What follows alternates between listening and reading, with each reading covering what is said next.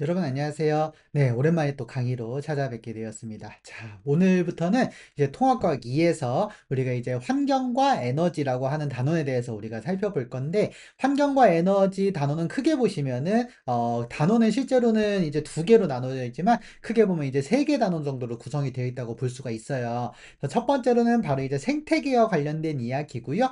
그래서 생태계가 어떻게 구성되어 있고 또 생태계가 어떻게 이제 유지가 되고 있는가 에 대한 내용이 이제 첫 번째가 될 거고, 그게 바로 이제 오늘의 강의 내용이라고 보시면 되겠습니다. 그리고 두 번째는 이런 생태계를 위협할 수 있는 현재 나타나고 있는 여러 가지 환경 변화 해서 우리가 이제 지구 온난화, 그다음에 사막화 같은 그런 몇 가지 이제 환경 변화에 대해서 살펴보고요. 그다음에 세 번째로는 에너지 관련된 내용이에요. 그래서 에너지를 우리가 지구에서 이용하는 여러 가지 에너지가 태양에서 온다는 거, 그리고 전기를 어떻게 만들고 사용하는가에 대한 내용이 주된 내용이라고 보시면 되겠습니다. 자, 그중에서 오늘은 우리가 이제 생태계와 환경 변화에서 첫 번째 바로 생태계에 대한 이야기를 좀 할 건데요. 생태계가 어떻게 구성이 되어 있고 또 생태계에서 생태계를 구성하는 요소들끼리 어떻게 이제 상호작용을 하는지, 그리고 걔네들끼리 이제 어떻게 해서 관계를 이루고 있고 또 이 생태계에서 특히 생물들이 어떻게 해서 보존이 되고 있는지에 대한 내용들을 살펴보도록 하겠습니다. 자, 오늘 뭐 내용은 많습니다만 난이도는 그렇게 어렵지 않으니까 여러분들 쉽게 이해하실 수 있을 거라고 생각하고요. 네, 그럼 바로 시작해 보도록 하겠습니다. 자, 그러면 바로 우리가 첫 번째 가장 중요한 이제 생태계에 대해서 좀 이야기를 해보도록 할게요. 자, 여러분들이 일단 생태계라고 하면은 우리가 이제 계라고 하는 것이 있었어요. 요거는 이제 우리가 앞에서 그 뭐 역학 시스템, 지구 시스템, 생명 시스템 할 때 바로 그 시스템이 바로 우리말로 이제 계입니다. 계. 자, 근데 계라고 하는 거는 여러분들이 두 가지 요 개념을 가지고 있다고 생각을 하셔야 돼요. 바로 뭐냐면은 바로 이 아이고 죄송합니다. 네. 조금 축소를 시키고요. 네. 이 생태계라고 하는 애들은 바로 두 가지예요. 첫 번째로는 이 계를 구성하는 하위 구성 요소가 있다는 거예요. 구성 요소. 그래서 구성 요소들이 있고요. 그리고 이 구성 요소들끼리 따로따로 노는 것들이 아니라 얘들이 서로 영향을 주고 받는다라는 거죠. 그래서 영향을 주고 받는다. 바로 상호작용이라고 볼 수가 있겠습니다. 그래서 여러분들이 통합과학 1에서도 이제 얘기했다시피 이런 계 또는 시스템이라고 하는 거는 이런 두 가지 요소를 좀 살펴봐야 된다는 거를 다시 한번 간단히 정리하시면 되겠고요. 자, 그러면 이 생태계라고 하는 것은 무엇으로 구성이 되어 있는지 먼저 구성 요소부터 한번 간단히 살펴보도록 할게요. 자, 구성 요소는 크게 보시면 두 가지로 구성이 되어 있습니다.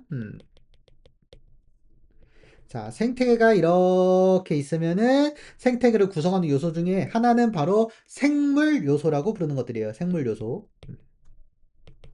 그래서 생물 요소는 당연히 뭘로 돼 있겠어요? 그렇죠. 여러 가지 생명체들로 되어 있는 겁니다. 생명체. 그래서 생명체들로 되어 있고요. 그 다음에 생명체들이 아닌 또 생태계의 구성 요소가 있어요. 이것들은 전부 우리가 이제 비생물 요소라고 부르고 있습니다.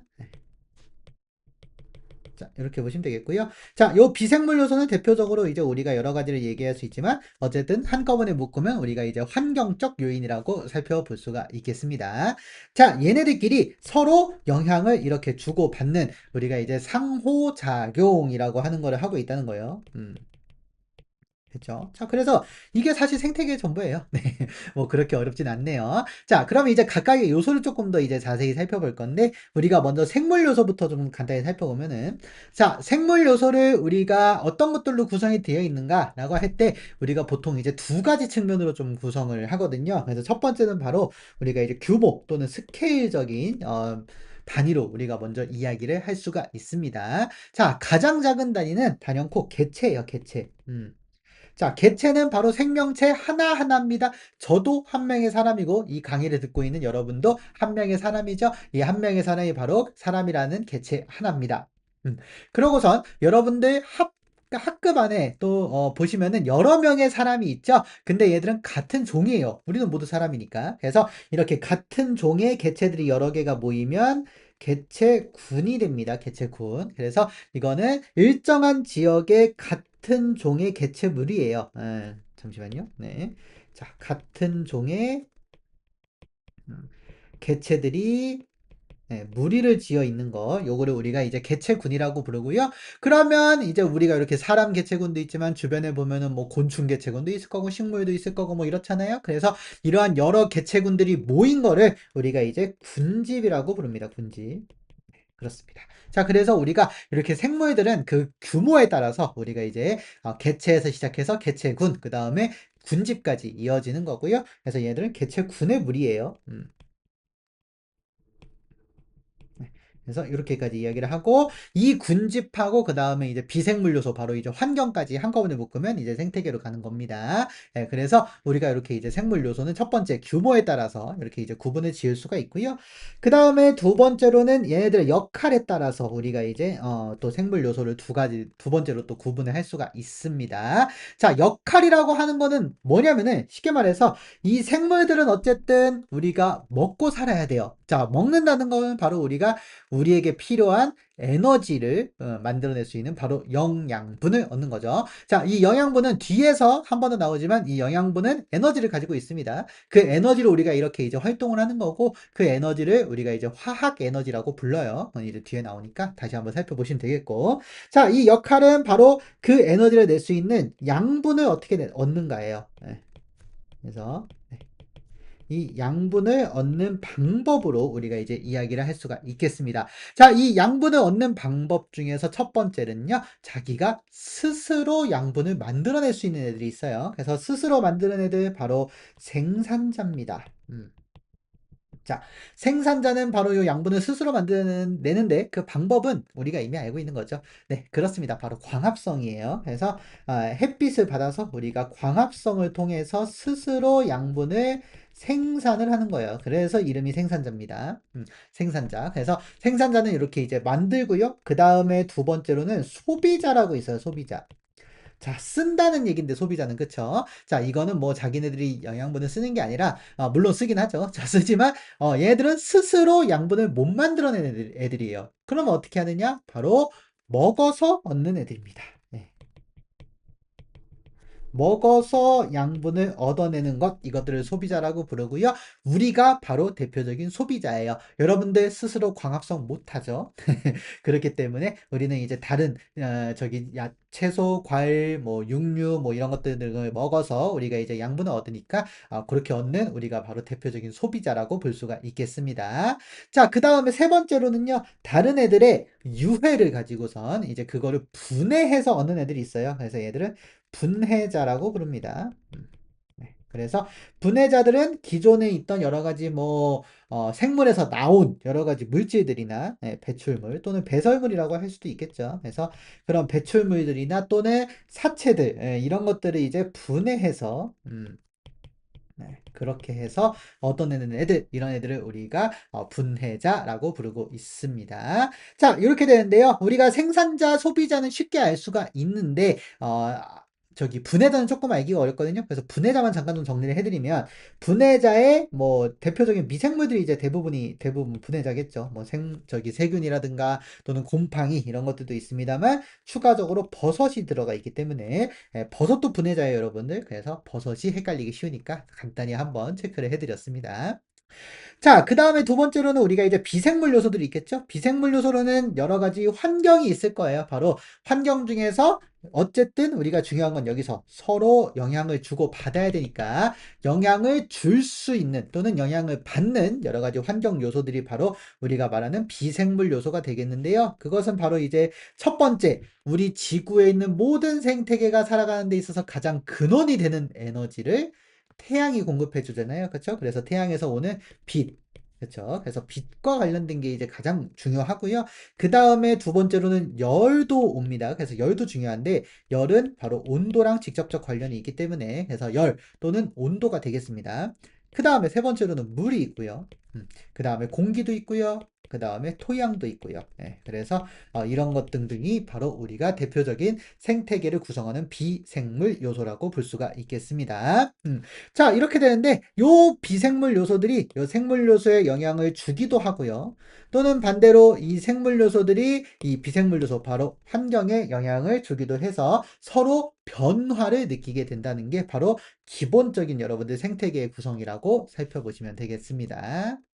자, 그러면 이제 우리가 생태계의 구성 요소를 살펴봤으니까 이제 상호작용에 대해서 좀 보도록 하겠습니다. 자, 우리가 방금 얘기했다시피 환경과 생물, 그러니까 이제 생물 요소와 비생물 요소들을 서로 이제 영향을 주고받는 여러 가지 이제 상호작용을 한다는 거 여러분들 확인할 수가 있는데 우리가 이제 두 가지 관점으로 좀 살펴볼까 해요. 첫 번째로는 비생물 요소, 즉 환경이 우리가 생물 요소에게 영향을 주는 경우, 그렇죠? 네, 그래서 요렇게 이제 영향을 주는 경우인데 사실 요거 여러분들이 일단 말씀드리자면 이거 일일이 외우기가 좀 힘들어요. 그래서 외우지 마시고 그냥 사례를 보면서 요 사례는 요런 경우구나 라는 것만 여러분들 생각을 하시면 될 것 같아요. 그래서 저도 이제 여기서는 좀 간단하게 소개를 좀 드리면서 넘어가도록 하겠습니다. 자, 먼저 첫 번째로 비생물 요소 중에서 빛이 우리가 이제 생물 요소에 영향을 주는 케이스들이 몇 가지가 있는데 물론 뭐 굉장히 많습니다만 첫 번째로 보면은 먼저 빛의 세기가 우리가 이제 뭐 잎의 두께나 또는 넓이에 우리가 영향을 주는 경우들이 있죠. 네. 두께와 넓이에. 그래서 우리가 보통 이제 빛이 강한 경우면은 잎의 두께가 점점 더 두꺼워지고요. 그 다음에 이제 햇빛이 약한 경우에는 얇게 대신에 넓이는 넓어져요. 빛이 약한 곳에서 빛의 세기가 약하면 얇은 대신에 넓어지고 빛의 세기가 강해지면 두꺼운 대신에 조금 작게 만들어지는 그런 경향성이 있더라는 거죠. 그게 바로 빛의 세기에 따라서 우리가 이제 생명체가 적용하는 형태라고 보시면 되겠고 또 하나 빛의 세기가 아예 없는 경우에는 뭐 동물 같은 경우에는 눈이 없는 그런 물고기가 살고 있고 동물 속에 뭐 그런 것들도 존재를 하고 있습니다. 자, 그 다음에 두 번째로 이제 빛의 파장에 따라서도 또 이제 변하는데 빛의 파장에 따라서는 우리가 보통 이제 물 속에 사는 애들이 많이 그래요. 그래서 여러분들 대표적으로 우리가 바로 이제 해조류가 그런데 바로 이제 깊이에 따라서 따라 도달하는 파장이 다릅니다. 네.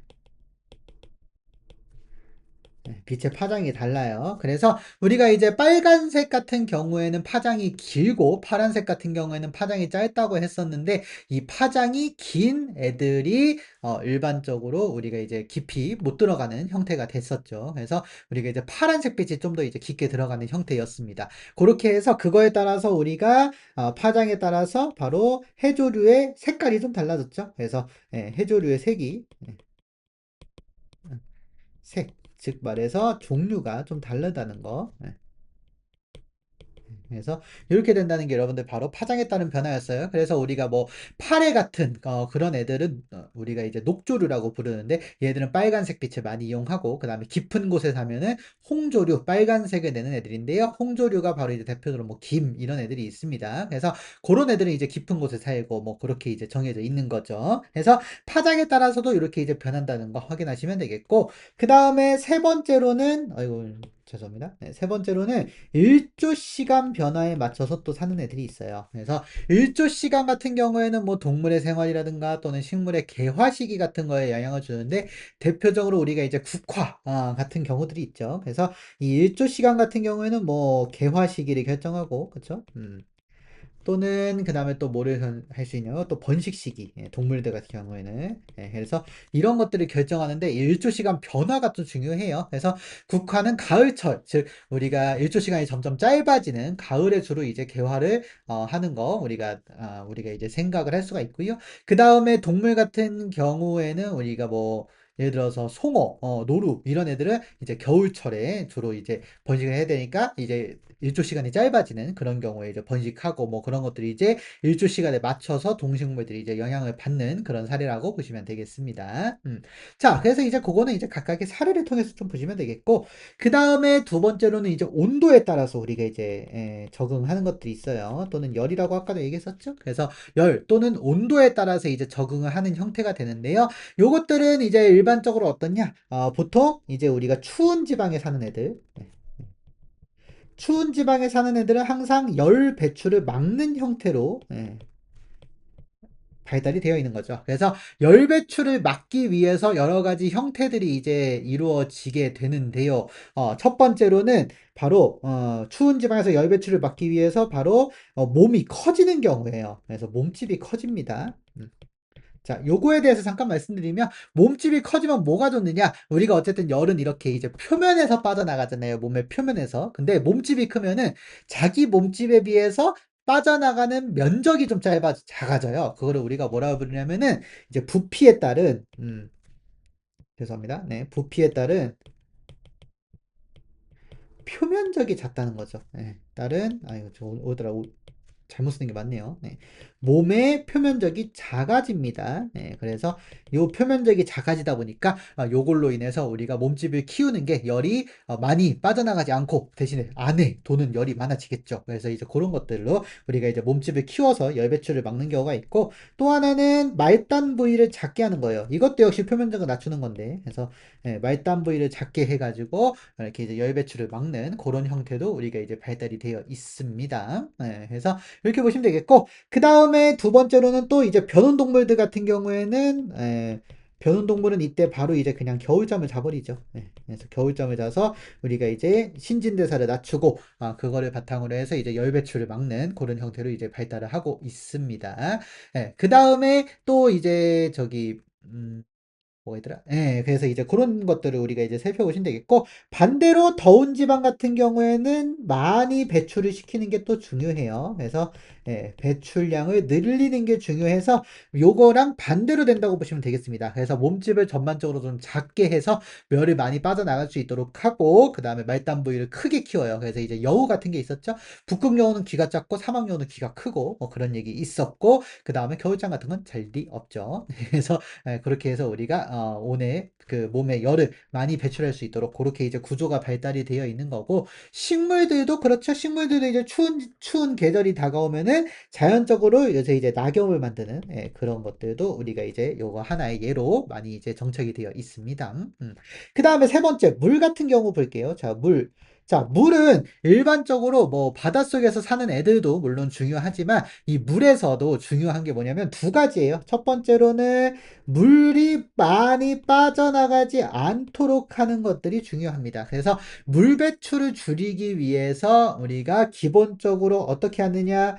동물들 같은 경우에는 껍질을 두는 거죠. 껍질을 통해서 수분이 빠져나가는 것을 막아요. 그래서 우리가 이제 뭐 곤충 같은 경우에는 키틴질이라고 하는 표면, 좀 단단한 표면이죠. 그래서 키틴질, 그 다음에 새도 알을 낳을 때 알을 단단한 껍질로 하는 게 이제 알 속에 있는 수분이 빠져나가지 않도록 하기 위해서고, 그 다음에 파충류 같은 애들도 몸을 비늘로 덮는 것 자체가 바로 수분이 빠져나가지 않도록 하는 겁니다. 그 다음에 식물 같은 경우에는 이제 잎의 크기를 작게 하는 거죠. 그래서 잎의 크기를 낮추는 형태로 해서 우리가 대표적으로 여러분들 선인장을 생각을 하시면 됐었어요. 그래서 이렇게 우리가 수분을 빠져나가지 않도록 하는 거고요. 그 다음에 이제 반대로 염분이 높은 곳에서는 염분을 이제 낮추는 역할도 합니다. 그래서 염분을 낮추기 위해서 우리가 뭐 바닷가에 사는, 특히 모래사장 같은 데 있는 식물들 중에서 예를 들어서 뭐 함초 이런 애들은 이제 염분 인기가 많기 때문에 염분기를 적게 이제 물을 빨아들여야 되겠죠. 그래서 우리가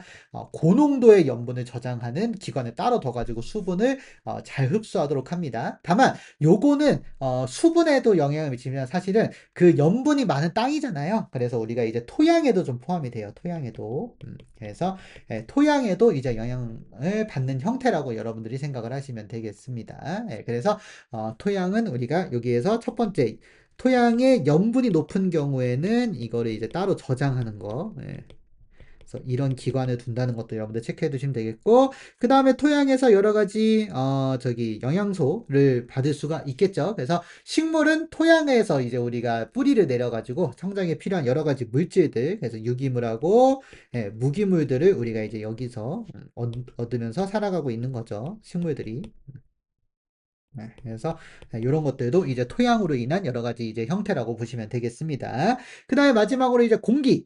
공기 같은 경우에는 뭐 합니까? 공기는 우리가 대표적으로 이거를 가지고 호흡하는 게 가장 대표적이겠죠. 그래서 호흡. 그래서 호흡을 하는 것들이 우리가 이제 대표적인 형태라고 보시면 되겠습니다. 자, 이렇게 하면 우리가 이제 생물 요소가 비생물 요소에 영향을 미치는 케이스 살펴봤고요. 반대로 그러면 이제 생물 요소들이 비생물 요소에 영향을 주는 요소들이 뭐가 있는지 한번 간단히 보도록 할 건데, 건데 이것도 여러분들 앞에서 말씀드렸다시피 이거를 일일이 다 외우기는 어렵습니다. 그래서 외우지는 마시고 어떠어떠한 경운지를 좀 구분을 하는 걸로 그렇게 좀 생각을 하시면 되겠어요. 자, 그러면 첫 번째로 우리가 이제 뭐 빛 같은 경우에는 사실 생물이 빛에 영향을 주는 경우들이 그렇게 많이는 없습니다만 있긴 있어요. 어떤 경우냐? 대표적으로 반딧불이죠. 예. 반딧불이 같은 경우에는 이제 빛을 스스로 내죠. 예. 그래서 빛을 내 가지고 서로서로 이제 모일 수 있도록 그렇게 해서 밤에도 이렇게 이제 지낼 수 있도록 하는 영향을 주고 있다는 거 확인하시면 되겠고, 그다음에 뭐 온도나 열 같은 경우에는 사실 뭐 네, 그렇게까지 많은 거는 없는 것 같아요. 그래서 넘어가도록 하고, 그다음에 세 번째로 우리가 이제 물 같은 경우를 보겠습니다. 물. 자, 물 같은 경우에는 동물의 그 활동을 통해서 물의 흐름을 바꿔서 그 지역의 습성을 좀 바꾸거든요. 대표적으로 비버가 있어요. 비버. 비버는 댐을 지어서 댐을 지으면은 유속을 느리게 하죠. 그래서 물의 속도를 느리게 해가지고 그걸로 원래 강지들을 약간의 습지 형태로 좀 변화시키는 특성이 좀 있습니다. 그렇게 하면 어때요? 생물의 활동을 통해서 물의 흐름을 바꾸는 바로 이제 환경 요소, 즉 비생물 요소를 변화시키는 그런 활동이라고 우리가 볼 수가 있겠죠. 자, 그 다음에 세 번째로는 또 토양도 있습니다. 여러분들 토양. 자, 토양 같은 경우에는 어떻냐? 우리가 뭐 지렁이나 이런 애들이 지렁이 등이 바로 이제 토양을 섞어주는 거죠. 섞어줘서 이걸로 인해서 토양에 저기 비옥하게 해주는 그런 효과를 낼 수가 있습니다. 비옥하게 해줄 수 있는 거는 아무래도 뭐 공기가 통하게 해서 뭐 미생물들이 조금 더 잘 살게 해준다거나 또는 한쪽에 이제 부족했던 무기물들을 이렇게 이제 섞어줌을 통해서 무기물이 다시 이제 공급이 될 수 있도록 그렇게 이제 해주는 형태라고 볼 수가 있겠죠. 그 다음에 또 이제 공기가 이제 대표적인데 공기는 이제 크게 보시면 두 가지가 있어요. 첫 번째 광합성을 해가지고 광합성을 하면은 대기 중에 산소 농도를 높이는 거죠. 그렇죠? 그래서 산소 농도 높이고 또 하나 호흡을 하면은 반대로 이산화탄소의 비율이 높아지겠죠. 네, 그래서 그렇게 보시면 되겠고 또 이제 뒤에서 나오겠지만 뭐 소 같은 경우에는 메테인을 방출하기 때문에 대기 중 온실기체의 양을 늘린다는 거 그렇게 우리가 영향을 주고 받는다는 거를 우리가 확인을 할 수가 있습니다. 자, 그래서 이렇게 우리가 이제 생태계에서 그 생물 요소와 비생물 요소가 이제 상호작용하는 여러 가지 예를 살펴봤습니다만 요거 뭐 사실 일일이 외우기는 좀 어려워요. 그래서 외우지 않으시더라도 어떤 요소가 영향을 주고 받는 건지, 그래서 비생물 요소 중에서 여기 나온 빛, 온도, 그 다음에 물, 토양, 공기 중에서 어떤 요소에 영향을 미치고 또는 어떤 요소에 영향을 받은 건지를 구분하는 것이 가장 중요한 부분이라고 여러분들이 생각을 하시면 되겠습니다. 자, 이렇게 해서 우리가 이제 생태계의 구성 요소와 상호작용에 대해서 살펴봤는데요. 이렇게 이제 환경과의 상호작용도 생태계에서 굉장히 중요하지만, 또 하나는 이제 우리가 생태계가 안정적으로 유지가 될 수 있는 상태도 굉장히 중요합니다. 그래서 우리가 이제 요번 달에서 사실 가장 중요한 개념은 바로 요 생태계 평형이라고 볼 수가 있어요.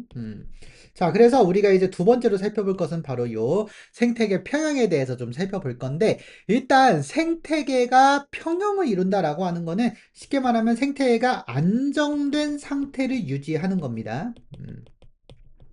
네.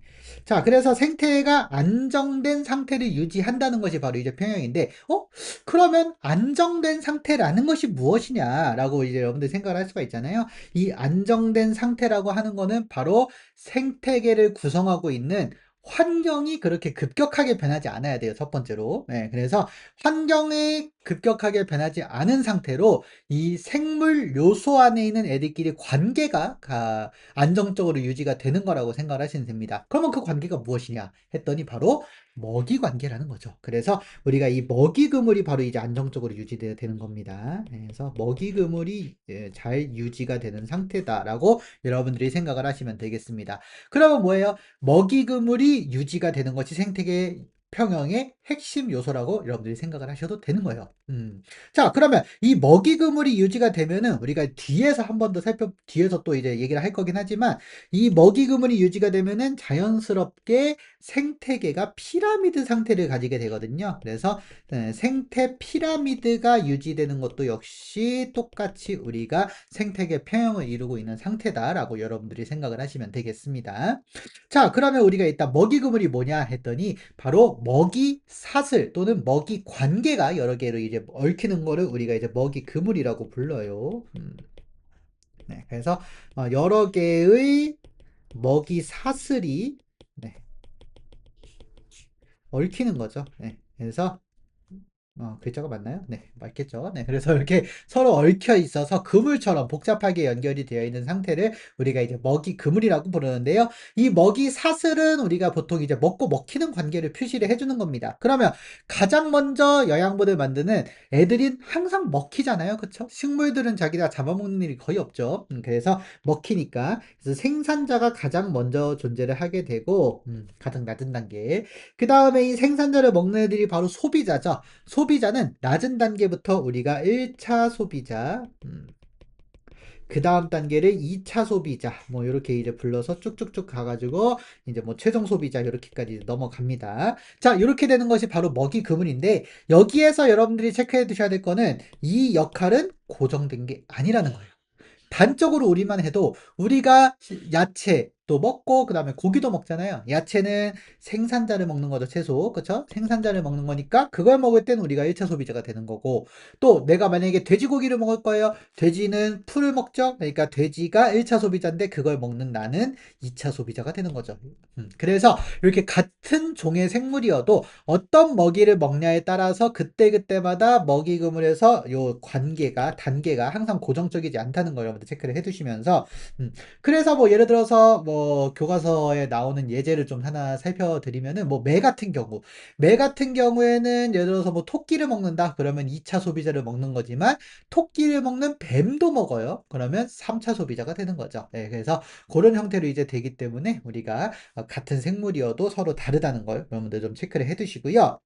자, 이 먹이 그물이 어쨌든 이렇게 하나로만 이루어져 있으면 이게 먹이 사슬이라고 부르는데 이게 여기로도 가고 뭐 일로도 가고 뭐 이렇게 가면서 굉장히 복잡한 관계가 맺어지면은 그것이 바로 우리가 이제 먹이 그물이라고 부르고요. 이 먹이 그물이 잘 유지가 되는 것이 바로 생태계 표현 상태다라는 거 다시 한번 체크해 두시면 되겠습니다. 자, 그러면 이 먹이 그물이 유지가 되면 제가 생태 피라미드라고 하는 것도 잘 유지가 된다고 했는데 이 생태 피라미드가 무엇이냐? 그것도 간단히 한번 살펴봐야 되겠죠?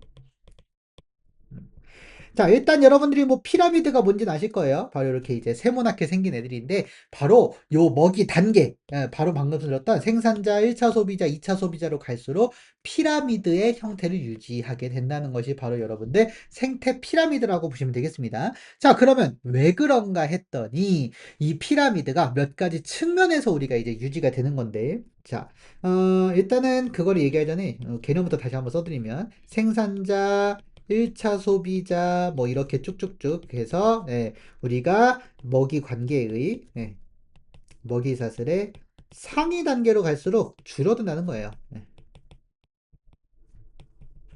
그래서 상위 단계로 갈수록 저기 양이 값이 작아지는 거. 그래서 이런 형태로 우리가 이제 이야기하는 것이 바로 이제 생태 피라미드라고 보시면 되겠습니다. 자, 요 생태 피라미드 여러 가지 측면에서 가능한데 우리가 보통 세 가지 정도로 얘기하거든요. 그래서 세 가지 한번 살펴볼게요. 첫 번째로 에너지량의 우리가 이제 피라미드를 먼저 보시면 되겠는데 이 에너지량이 여러분들 가장 많이 시험에 나오니까 요거 좀 잘 좀 기억을 해두세요. 자, 그래서 보시면 먼저 생산자 1차 소비자, 2차 소비자, 3차 소비자를 이렇게 살펴보면은 생산자들은 자기가 에너지를 가장 많이 가지고 있습니다. 왜 그러냐 했더니 우리가 이제 좀 이따가 살펴볼 거지만 생산자는 스스로 에너지를 만들 수 있잖아요. 광합성을 통해서. 그쵸? 네, 그래서 만들어서 써요. 자, 그러면 얘들은 이제 에너지를 저장을 하고 있단 말이에요. 그 에너지를 1차 소비자가 먹습니다. 먹으면 이제 1차 소비자한테 에너지가 넘어가게 되는데 문제는 여기에서 생산자들도 자기가 먹고 살라고 에너지를 만드는 거예요. 그쵸? 자기가 먹고 살라고. 그래서 여기서 에너지가 첫 번째 유출이 됩니다. 그 에너지가 바로 보통 열 에너지의 형태로 빠져나가요. 어떻게 열인지 아냐고요? 여러분들도 보세요. 여러분들도 지금 계속 생명 활동을 하다 보면은 열을 많이 내죠. 열을 내죠. 이게 바로 생명 활동을 통해서 나오는 에너지입니다. 그 열이 바로 이렇게 이제 빠져나가는 거고요. 그리고 두 번째, 우리가 1차 소비자라고 해도 이 세상에 있는 모든 생산자를 먹지는 않죠.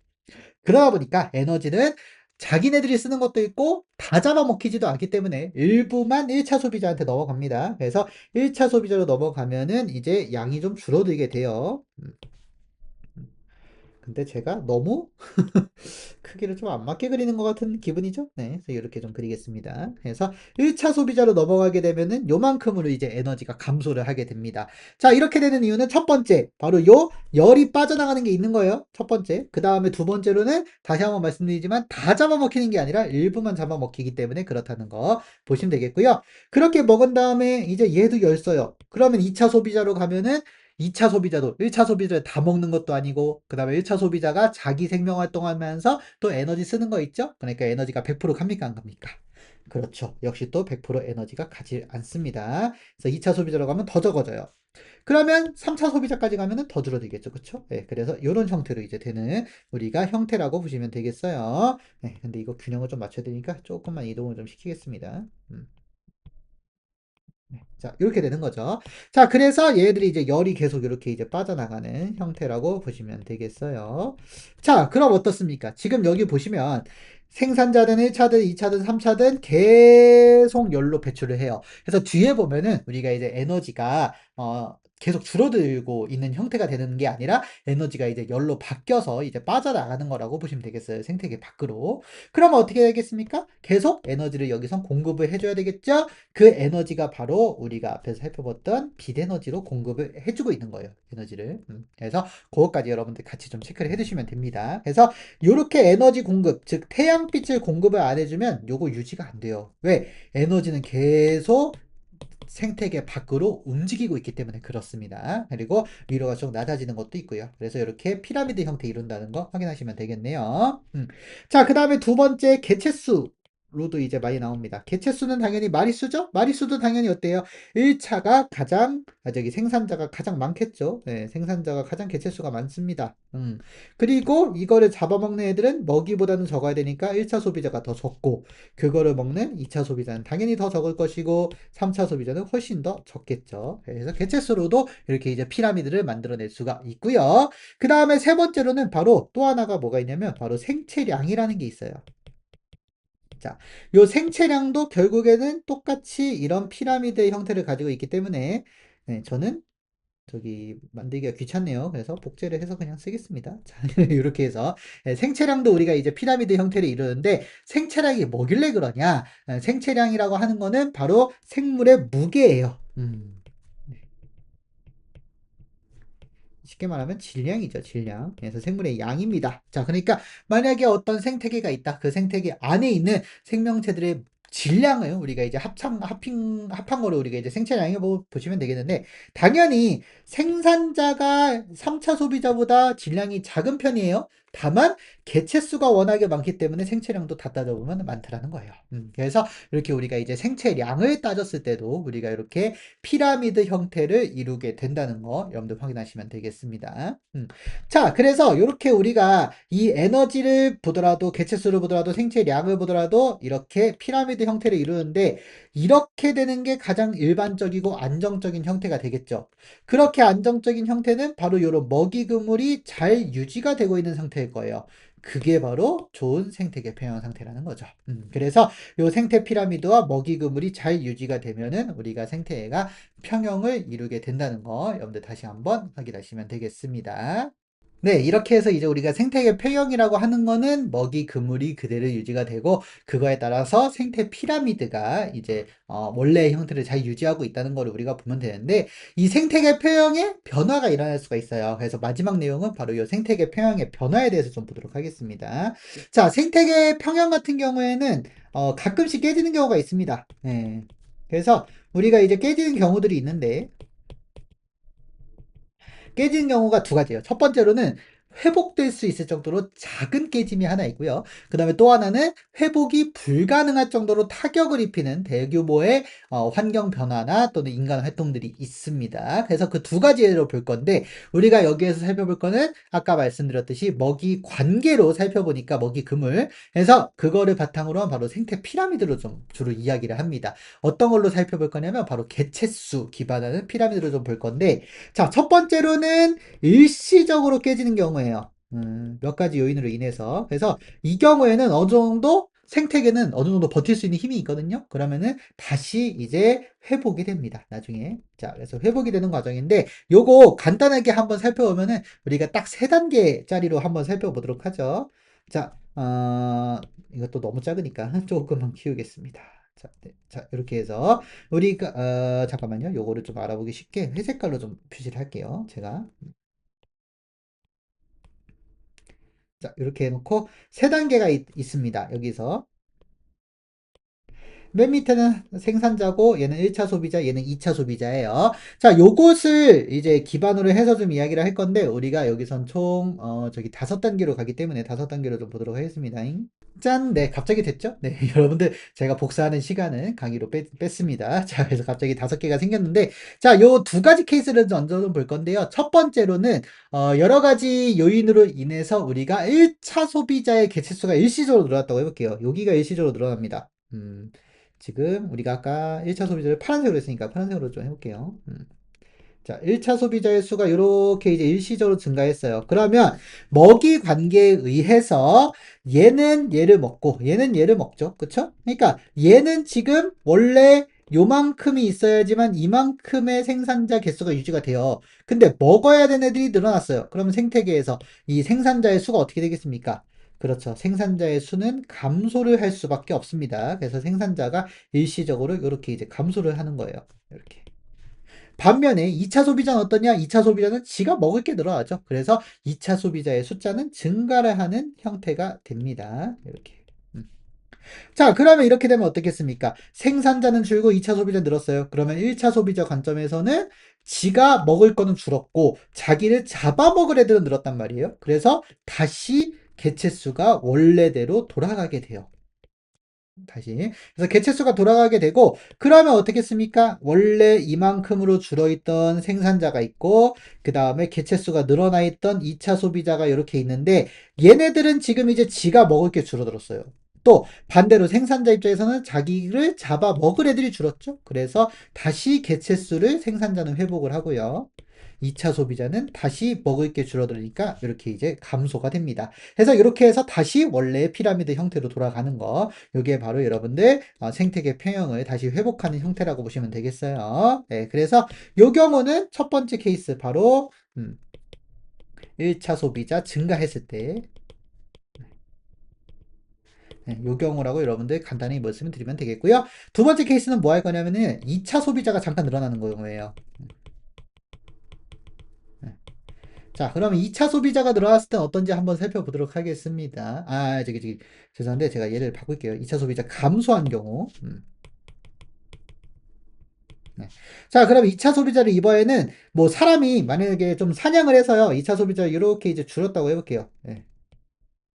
이렇게 이제 줄어들었습니다. 자, 2차 소비자가 이렇게 줄어들면은 보세요. 1차 소비자는 이제 자기를 2차 소비자가 이만큼 있음으로써 잡아먹히기 때문에 이 정도 숫자를 유지했는데 자기를 잡아먹을 게 없죠. 그러니까 개수가 확 늘어나게 됩니다. 자, 그래서 2차 소비자는 이렇게 줄어있는 상태에서 1차 소비자는 이만큼 이제 개체수가 늘어나는 거예요. 이렇게. 자, 그럼 어떻습니까? 2차 소비자 입장에서는 어떤 이유로 좀 줄었지만 자기가 먹을 게 늘죠. 그리고 생산자 입장에서 어떻습니까? 자기를 잡아먹는 애들이 늘잖아요. 그래서 어떻게 되느냐? 이 상황에서 이제 2차 소비자는 다시 늘어나게 돼요. 다시, 예, 그래서 다시 늘어나서 원래의 형태를 좀 되찾게 되고요. 그리고 생산자는 1차 소비자 때문에 잠깐 이렇게 줄어들게 됩니다.